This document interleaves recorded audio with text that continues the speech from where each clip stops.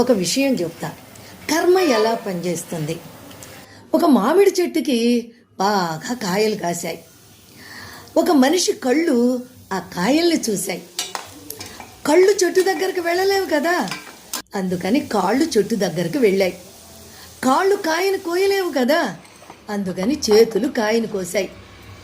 చూసిన కళ్ళు, వెళ్ళిన కాళ్ళు, కోసిన చేతులు కాయను తినలేవు కదా, అందుకని నోరు తిన్నది. తోటమాలి వచ్చి వీపుపై కొట్టాడు. తిన్నది నోరైనా దెబ్బలు తిన్నది మాత్రం వీపు.